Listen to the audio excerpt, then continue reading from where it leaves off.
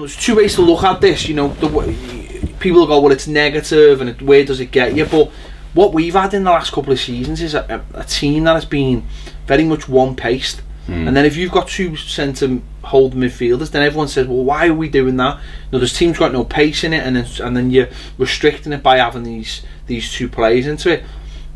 Or the other way to look at it is, well, we're going to be so attacking, we're going to have wingers, we're going to have Walcott on one side, we're going to have Lookman on the other side, we're going to have Tosin up front, we're going to have Sigurdsson, you know, as a number 10. Then suddenly you go, well, actually, and then that's with Coleman as well, and whoever's at left back. You know, and then you're like, well, actually, we do need a little bit of protection. Well, his formation, I did it on the tactics thing. In fact, I'll put it up here now on the video. Yes, that means Baz is editing. I'll edit, it's fine. Right, so I'll put it up now. Right, in that it's back now. We're back. Sorry, sorry. In that graphic, you can see that he leaves the box of the two centre backs and his two midfielders, so therefore committing 6 players forward. Yeah. But a lot of the times he just leaves a triangle, so he'll leave the 2 centre backs and your whole midfield players, so there's 7 committing. Yeah. Cool. I think the key to the whole thing is Schneiderlin, right? And why I'm saying no.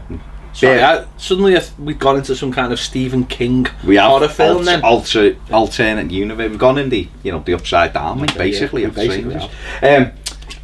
That role, I mean, is key, because if it was someone like Carvalho, who we've been linked with, he moves the ball very well. He keeps the ball, keeps everything ticking over for Portugal, and he's physically imposing. Yeah. If we get Schneiderlin from January 17 to May 17, he did that for us. I remember us going through a video where he was dictating everything, so that allowed Barkley and either Tom Davies or Garner to go and do other things in and around around the opposition penalty area. Last year he became just static and slow, and he didn't really look interested, and so everything became ponderous. Now if you've got your midfield player alongside him who's not, he's worried about whether he can cover that ground, he's not gonna commit forward. But if you've got someone who's in control of that, if Schneiderlin's up for it, motivated, he could, we can get to a situation where we're committing 7 players forward. But even 6 players, it's a lot of players.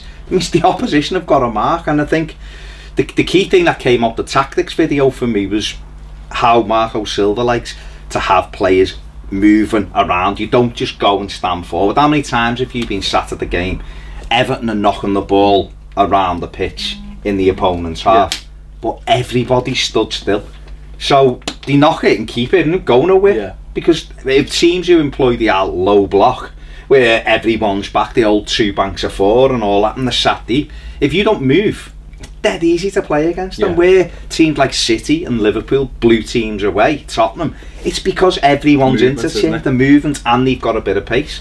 So you're right, if we can inject a bit of pace back into that team, get our fullbacks doing what they did in Martinez's first season, then your Barry and McCarthy situation is actually fine. It's not fine when your two centre midfield players don't move, and one doesn't move because he's worried about the other one. How many times